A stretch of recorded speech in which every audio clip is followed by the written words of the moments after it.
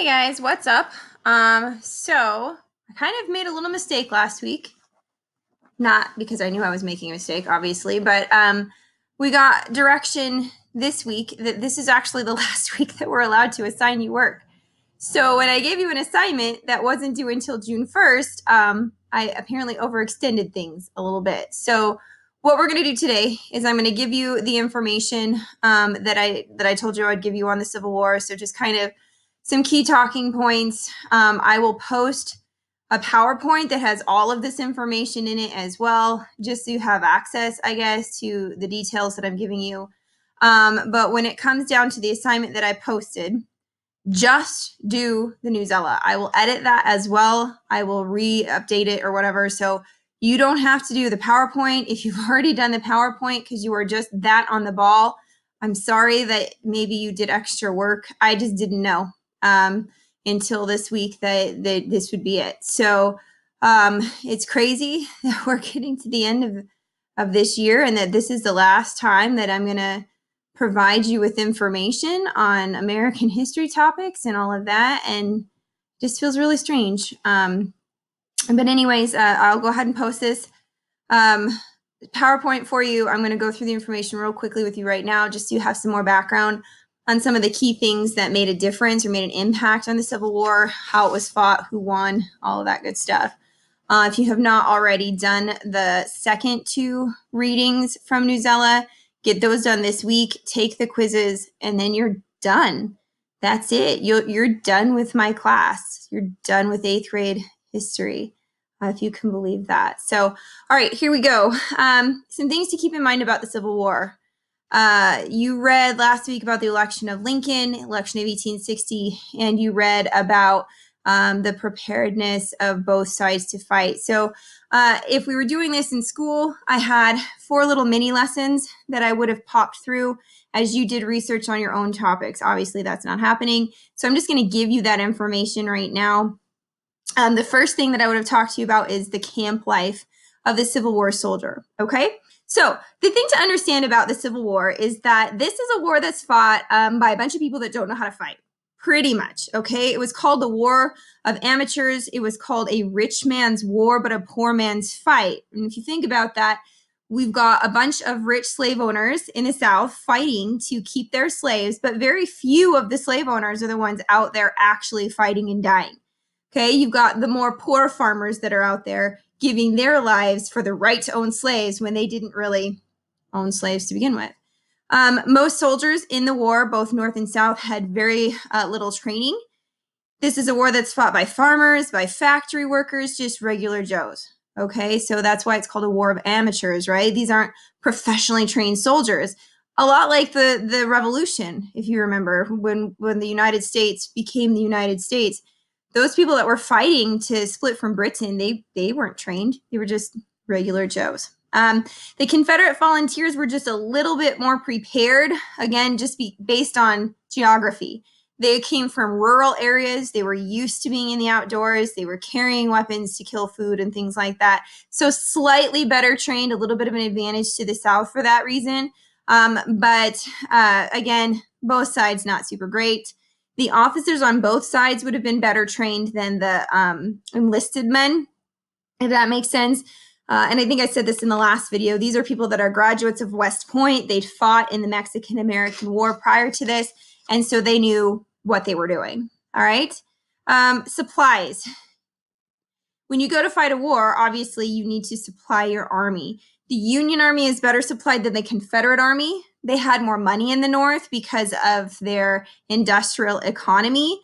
Most of the factories were in the North, so they were able to create the war materials that they needed, like weapons, like ammunition, uniforms, and things of that nature. Food, pretty scarce. They didn't have access to a lot of that, both in the North and the South. The staple food in the North, staple meaning like the most readily available part of every meal kind of thing, was called hardtack. Hardtack is like a saltine cracker without any flavor, like no salt. It's basically flour and water, and then it's baked into these little like square cracker looking things, and they're hard as rocks. So a lot of times in order to eat the hardtack, you had to soak it in bacon grease, you had to soak it in coffee, you had to soak it in something just to be able to bite into it. The other problem with that is that you had infestations of the food. So you've got like bugs living in and crawling in and out of your hardtack. And so if that's your staple food source, the only protein you're really getting from your hardtack is the bugs that you're eating with it. In the South, they ate something called Johnny cake, and it's kind of like cornbread, but with no flavor. So same idea. It's like cornmeal and water mixed together to make sort of a bread type substance. All right. If that's the main staple of your food, you're not getting a whole lot of protein, like I said, except for bugs that you might be eating that were living in it. And in addition to that, it's not a lot to sustain. So you've got guys that are fighting in these battles that are starving to death. They're super hungry. They're not getting a lot of protein to build muscle, and they're doing a whole lot of marching and drilling on that besides. So they're pretty much exhausted. The other thing that they got in supplies were their uniforms. They didn't fit super great. The boots that they had to wear, they wore out really quickly. You got guys marching with holes in their shoes. They would shove paper down into the shoe to cover those holes just so that they could continue to wear them as long as possible. When a battle was over, you had a lot of guys that would go into the battlefield, and they'd pick through the dead bodies, see if someone had a better pair of boots that had the same size foot as they did, right? And they would take the boots, or they might take a jacket because the uniforms were just that bad, right? They were ill-fitting. They were not the greatest quality and all of that.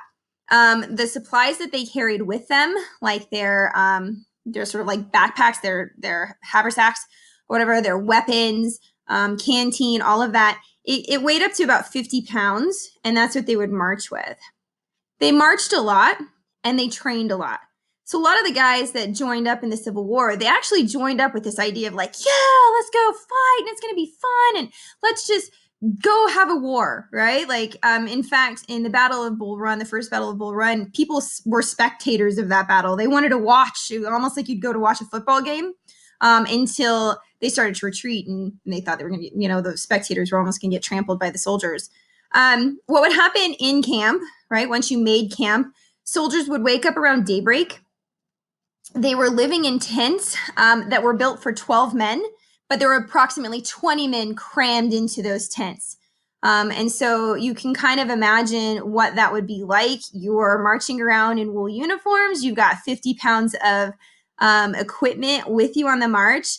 If you're in the South and then in the summer, it's going to be hot and humid. And these are full-grown men, so it's probably pretty sweaty and stinky and disgusting. In addition to that, when you get 20 men crammed into a tent built for 12, what happens if one of them gets sick? We're in the midst of a pandemic right now. We're trying to social distance, right? So people don't get sick. They couldn't do that. There was no such thing. So disease runs rampant in these camps just specifically because they can't do the things that they needed to do to keep their hygiene, to practice good hygiene. In addition to those kinds of situations, they are drilling and drilling and drilling up to 5 times a day. They're drilling on how to fight. Oh, we're going to march this way. We're going to march that way. It was actually pretty boring for most soldiers if they were not engaged in battle. Okay, because it was just drill, drill, drill, drill. Eat lunch, drill, eat dinner, drill, go to bed, wake up with another 19 guys in this tent. You're all shoved together. Right? It was not hygienic. It was not fun. Oftentimes, especially since most of the wars fought in the South, it's muddy. It's wet. If your boots got wet, your feet got wet, you could get something called trench foot. They didn't call it trench foot back then. But if you were to look it up, it's pretty gross. Okay? What happens to your feet if you can't keep your feet dry? If you've ever seen Forrest Gump, they talk about that actually. Always keep your socks dry. Okay? Once they did actually engage in battle, right? So they're drilling, drilling, drilling. Eventually they do engage. Obviously, this is a war. People fight. When they engage in battle, the thing to remember about the Civil War is this. It was a technologically advanced war, actually. Sometimes it's referred to as the first modern war. Sometimes, other times, World War I is called the first modern war. But the tactics had not yet caught up to the technology, okay? So the Civil War, you have widespread use of the rifle and what's called the mini ball. The mini ball was kind of this cylindrical bullet, right, with ridges kind of in indented into the bullet. And so what happens is when you use a bullet like that and you put it into the rifle simply means that in the groove of the barrel of the gun, you've got these riflings, right? It spins the bullet. It makes the bullet go further. It makes it more accurate. So the use of the mini ball on the rifle means huge numbers of casualties. This is a more long range weapon, but the way that they're fighting is still side to side to the battlefield, and they come running at each other. So you have a long range weapon that you're using in close proximity. So when you shoot a lead mini ball at somebody from close range, that thing just destroys the bones in the body, like it shatters them, which leads to huge numbers of casualties. If you didn't die from the impact, you died from the fact that your wound got infected. All they could do to fix that was to amputate, which we'll talk about in just a little bit. Okay, so the tactics had not caught up to the technology. They did use in the Civil War guerrilla warfare. We talked about that a little bit in the Revolution, the American Revolution as well. So you've got guys hiding in trees, you've got guys sniping and things of that nature. And it left some really bloody battlefields. Okay, just the technology and the tactics that were used left crazy bloody battlefields. The thing to keep in mind about that is if the majority of the war is being fought in the South, they've got more warm days than they do cold days. So especially in the heat of the summer, you've got hundreds of bodies lying scattered across these fields. It was repulsive. Grass could be slick with blood. It could be just like the smell, if you can imagine, like the rotting of the bodies. In some cases, gases would build up in those bodies. Bodies would explode out on those battlefields at the end. So pretty awful, all things considered. Not the kind of thing that the men signing up thought they were going to experience, right? They thought this was going to be just some sort of fun, like extracurricular activity they could do. It would be over super fast, and it dragged on much longer than they expected it to. When we think about advantages or disadvantages of either side, let's look at the North. The advantage of the North, I talked about last week, more men by a lot, right? Hundreds of thousands more men. And that's even before they mobilized African Americans to fight in this war on behalf of the North, which we'll talk about in a second as well. There's more money in the North, which means that they can afford to supply their troops better. And they had more access to railroads and telegraphs, which means that they can get the supplies to their men. They can get information about what's going on more accurately, more quickly, more efficiently, because they use that technology to their advantage. In the South, their advantages, better trained military. Okay, their generals were better than the generals of the North. In the South, Robert E. Lee was their main general for the whole war. He was brilliant strategist, right? He could get his men to do whatever he needed them to do. He was very popular and just a great leader. To start off the war in the North, it was George B. McClellan, and he's a guy that never wanted to engage unless he had a guaranteed victory. So you can imagine how often that happens, right? Oh yeah, we're totally going to win.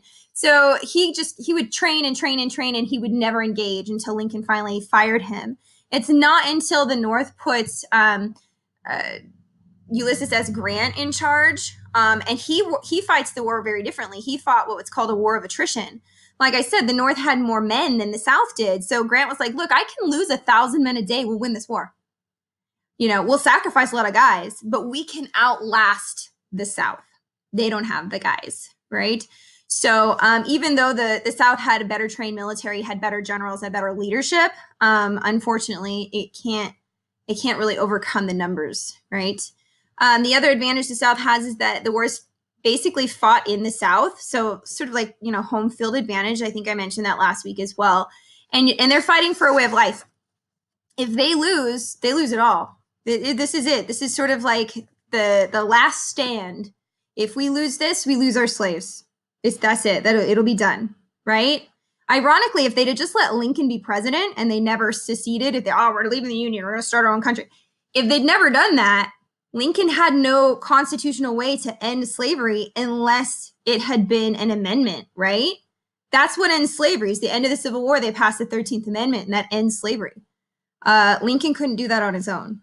He would have needed the votes of the Southern congressman who never would have signed off on it. Anyway, so there's that.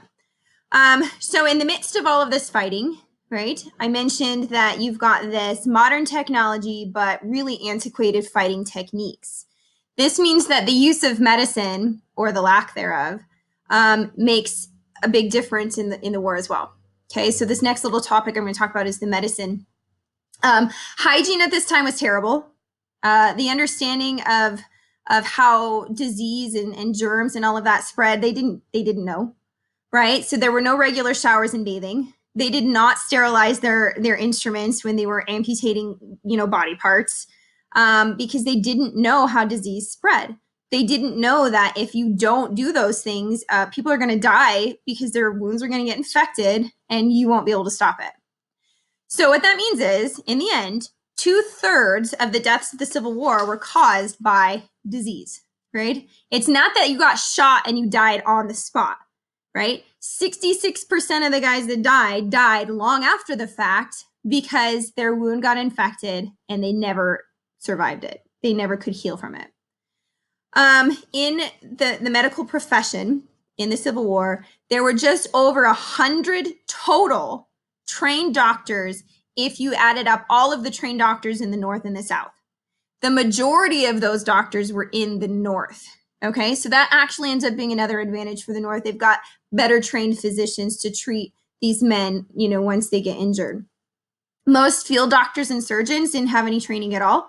So you got someone who's injured out there on the battlefield. You've got a surgeon who's got to amputate their leg, and they learned on the spot.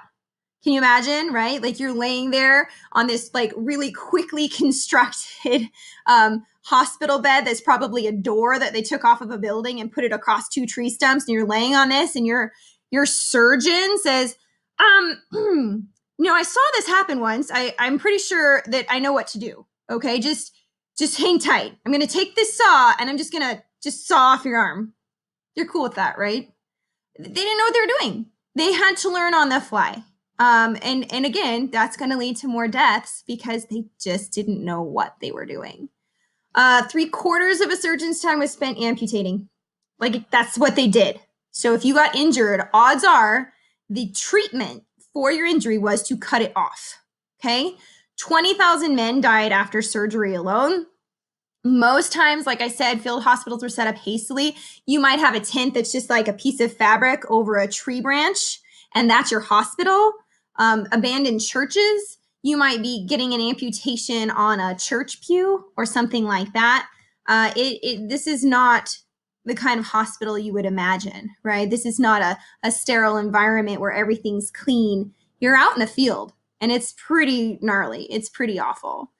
Survival rates depended on where you were injured. If you got hit in the hip, for instance, 80% of the time you're going to die. If you got hit in the wrist, right? Well, you're going to lose your hand. It's going to happen. You're going to lose your hand, but you're probably going to survive that one. Okay. The other thing that changed at this time was the idea of nursing, first aid, triage, that kind of thing. Clara Barton gets her start here. Clara Barton is known as the founder of the Red Cross, the American Red Cross. And she got involved in nursing the Civil War, as a lot of women did. A lot of women, that's the role that they played, was that they wanted to tend to the men that were injured out in the fields. And Clara Barton looked at the way things were happening. Prior to her, what they would do is, you got hurt. Well, it's first come, first served out here. So, sure, you got like a little paper cut on your finger. Let's treat that. The guy 5 people away, has a major head wound, but he's going to have to wait his turn. And Clara Barton was kind of like, that's kind of stupid. Maybe we should treat the worst cases first, right? Let's evaluate who needs treatment first so that we can make sure that we give them first aid, that they have a better chance of survival. And if this person could, stand to wait, let's make them wait. The other thing that she talked about or she pushed for was to use clean bandages on these wounds because they were reusing bandages. And like I said, these are pretty bloody wounds. You've got mini balls, shattering bone. People are bleeding to death. And they would take the bandage off one person and put it on another person. A really great way to spread disease, right? And to spread germs. And so she really had a very good impact on medicine. and a strong impact on how these soldiers were treated throughout the war. Several thousand women served as nurses during this time, she being probably the most famous. What they did, in addition to helping, with the first aid and stuff like that, is they comforted the patients. They spent time with them. They're away from home. They're stuck in these field hospitals that are really pretty awful places to be. They helped them write letters home. They read to them. They prayed with them. They just tried to provide comfort in any way that they could. When you look at the numbers, 620,000 men died during the Civil War, which is a total of 2% of the United States population. And you may think, well, percentage-wise, 2%, that's not a big deal. It's actually a very big deal, percentage-wise. That's a lot of people dying. That's a lot of people not coming back home, especially when we think about how many men that is. That's going to disrupt the economy and like who can work and who can't. Women have to take up. Right? They have to take up some of the jobs that men were doing while the war was happening, and they're going to have to continue doing them for a little while after it's over because of that disruption in the numbers. There were over 1 million casualties between both the North and the South. Now, the difference between death and casualty, death is part of casualty. A casualty is anything that takes you off the field of battle, right? So dying does that. But also disease. You can't fight if you're too sick to stand. If you've been captured by the other side and you're in a Civil War prison camp, you're not fighting, so you're a casualty of that war. And if you were injured to the point where you could no longer fight, you are a casualty. So 620,000 men died, and they are part of the 1 million casualties that happened during this time. 1 in 4 men didn't come home, right? That's 25% of the guys that left did not come back. So in addition to medicine, one of the things that needed to be taken into consideration in fighting this war was how are you going to supply your troops and how are you going to communicate the things that are happening out on the battlefield? Okay, so those are lines of supply and lines of communication. For lines of communication, what you had was the telegraph. We talked about this as one of the new inventions during this industrial boom, right, in the mid to late 1800s. This is faster communication. Right? You can communicate in a matter of seconds or minutes versus days or weeks. The other thing is, though, like when you build a telegraph, you have these big poles, right? Like a telephone pole with these wires that go across. That now becomes a target for the opposing army because they know that you're communicating information. They want to disrupt that communication. And so this changes the face of warfare a little bit too, because what it means is you have to dedicate men to try to sabotage the other guy's telegraph poles, and you also have to expend men to rebuild your own telegraph lines and poles that have been destroyed by the opposing side, right? Other lines of communication would be riders on horseback. This is much slower than a telegraph, but on the other hand, if you are a person and you are riding on a horse, you can have a gun. So if someone tries to attack you to disrupt that communication, you have a way to fight back, whereas a pole does not, if that makes sense. How are they used? Lines of communication are used to communicate troop movement, right? Where are we going? We're here. We're going to move north. We're heading this direction. We're traveling this fast. Okay. To communicate battle status. We've lost this many men. The battle is over. We've won. The battle is over. We've lost. That kind of thing. And to communicate the needs of the army. We are running way low on hardtack, man. We're not going to survive. We don't have something to eat. The meat is all spoiled. We're eating it anyway. We need stuff. Okay. It's also helpful to plan strategy, right? If you are able to communicate troop movements for your army as well as the opposing army pretty quickly, more like real time than like, well, this happened 3 weeks ago and you're just hearing about it now, that can help you to strategize a little more effectively. The way that I usually explain it is if you've ever watched a movie where they've got like that map, and they've got like those little toy soldiers and stuff like that, and they move them around on the map. So, well, they're here and we're going to go here. They plan that way. Well, if you're getting information that's only minutes old versus days or weeks old, then that communication could be just invaluable in having better strategy, right? Knowing what to do. How do we attack? Where should they be? How can we move things around? Okay. Did they lose enough men that they're super vulnerable right now? So communication is really important in planning a war and what you're going to do and what's your next move. Okay. The supply lines, they had multiple different ways to supply armies. You've got railroads. This is kind of another new thing that comes out because of industrialism. And of course, it's going to be faster. If you can supply troops or move troops using a railroad, you can do that a lot faster than if you're doing it by foot or by horse. Okay. Again, though, railroads present a target for the opposing side. If you can blow up the railroad track, well, they have to repair that before they can continue on that track. So it's sort of a double-sided thing, right? Really good advantage if you use it appropriately, but could be a disadvantage if it gets attacked and you have to repair it. Rivers were a line of supply. It could be faster depending on which way you're traveling, right? Yes, they had steamboats, so steamboats can go upriver, but it's still going to take longer than it would take if you're just coming downriver with the current. Okay, so you could supply troops using rivers. And then, of course, wagon trains. The wagon trains traveled with the troops all the time, and they didn't stop just because the railroads existed. Wagons went with everybody. It kept troops supplied with the day-to-day necessities. So your wagon could go out, get more supplies, and come back. And so they would keep the troops supplied that way. The differences between two major lines of supply and communication between north and south would be the railroads and the telegraph, okay? So in the railroads, there were thousands of miles more railroad in the north than there were in the south. Just thousands. They had them crisscrossing. They went every which direction, north, south, east, west. They were going everywhere. And this was a huge advantage for the North because you can move troops with them and you can move supplies with them and you have more ways that you can get information or get supplies to where you needed to be. The railroads in the North, like I said, went every which direction. In the South, the few hundred miles that they had really just went north and south. Okay, for the most part, they just went one way. And the reason is because all they wanted to do was get their cotton to the north, to the factories, so that they could make fabric out of it and then get the fabric and bring it back down to the south. So they weren't going back and forth to the east and to the west. Makes it a little harder for you to supply your troops that way, right?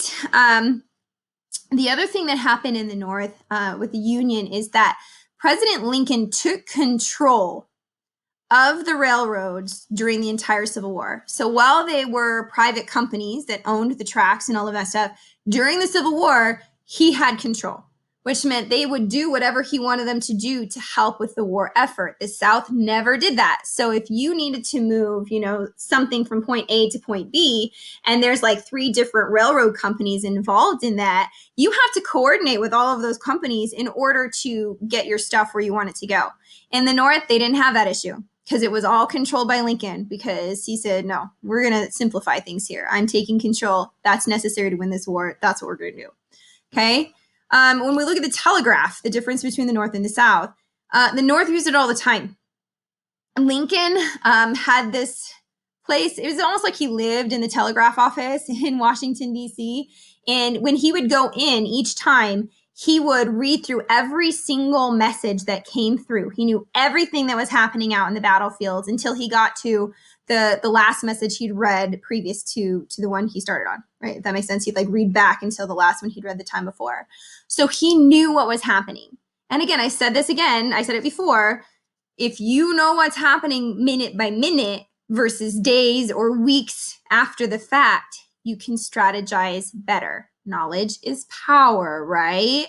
This is really, really true here in the Civil War. So that's kind of the main differences with the railroad and the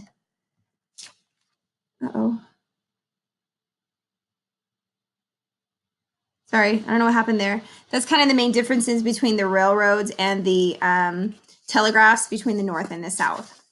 All right, one last thing to talk about, and that was the use of African Americans in the fighting of the Civil War. We've already talked about the fact that slavery was sort of the key to this whole thing. It started it all. The South wanted states' rights, but they wanted the rights to own slaves. That's it right there. So anyone that says, well, it wasn't about slavery, yeah, it was. Directly, indirectly, I don't care how you say it, the Civil War was about slavery, okay? Southerners have feared the emancipation of slaves when Lincoln was elected. That's why they left. And Northern abolitionists wanted Lincoln to free the slaves once the war started, okay? Frederick Douglass was a really famous abolitionist. We talked about him as well previously. He really, really pushed for Lincoln to utilize African Americans to fight in this war, to free the slaves. He pushed and pushed. He met with Lincoln in the White House. This is a really, really big deal. It does not happen until January of 1863. Okay, the war starts in 1861, so it takes a couple of years before Lincoln finally says, okay, here's what I'm going to do.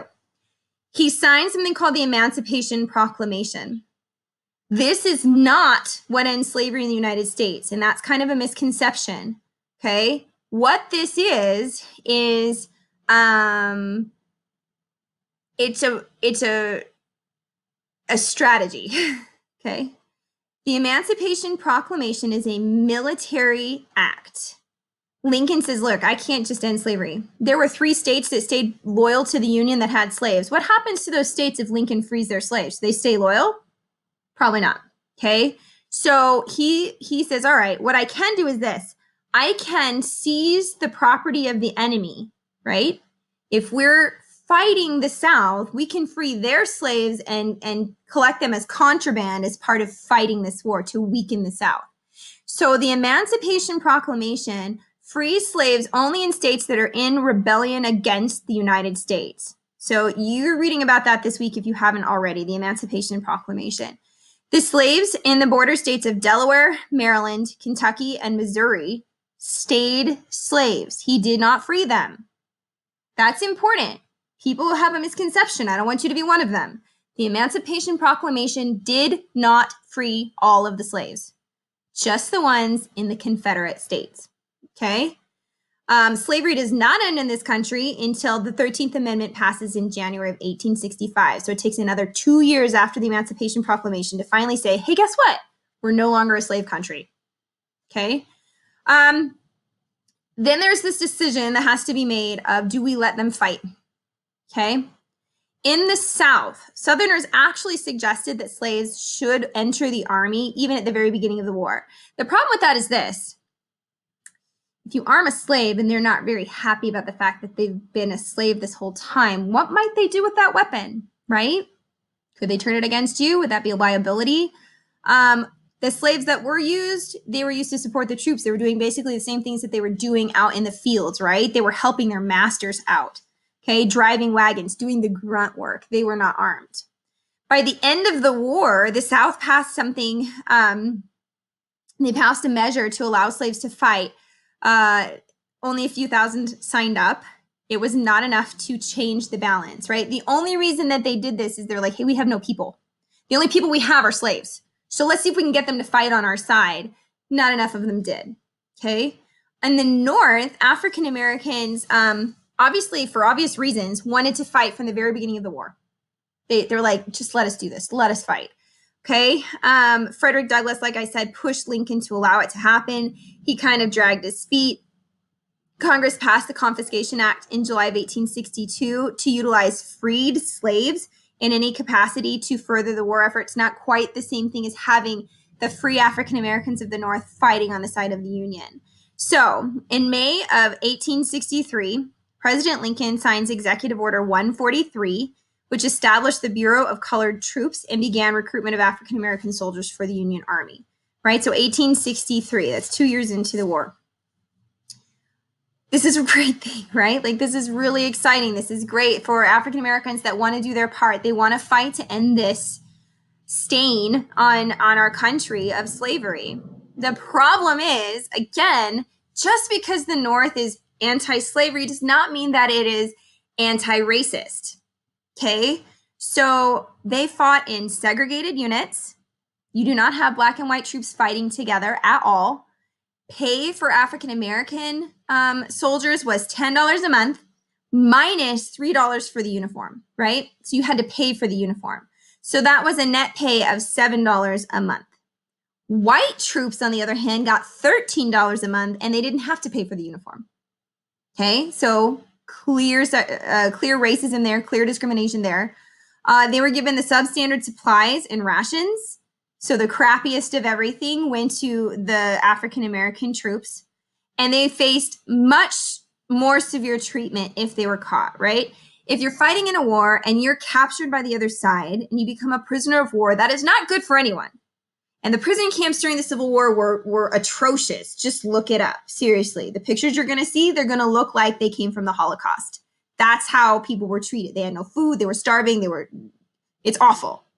But if you were a black man, right, who was captured by the Confederate Army, how do you think they're going to treat that person? You know, what are they going to do to them? So it was far more dangerous for African Americans to fight in this war if they were to be captured than even white soldiers, right? The most famous black regiment was the Massachusetts 54th. It is the regiment that they used their story to make the movie Glory. If you've ever heard of it, it's a great movie. It's rated R. I wouldn't be allowed to show it to you, but it's a really good movie. And if you're allowed to watch rated R movies, highly suggest it. Denzel Washington, amazing. Okay, so the Massachusetts 54th was the most famous of the African American regiments or the black regiments. By the end of the war, they made up 10% of the Union Army, which is about 180,000 men. Of those 180,000 men, 40,000 of them died. There were 16 black soldiers that won the Medal of Honor for valor. And in addition to all of the other discrimination that they faced, black regiments had to be commanded by white officers. So you couldn't even rise up the ranks to command your own troops. You were commanded by a white officer always. They did have black non-commissioned officers, which means they weren't getting like extra pay or anything like that. They weren't necessarily recognized as having rank, and certainly would have had no rank over a white soldier at all. Okay, so that in a nutshell is everything that I wanted to say. There's more. There's so much more. It's the Civil War. Like I could probably talk forever and ever and ever, but those are some of the key things that I wanted you to know about. Some of the things I would have talked about as we went through this if we did it normal. Okay. If you have any questions, please just ask, send me a message, and just, I'll try and answer it as best I can.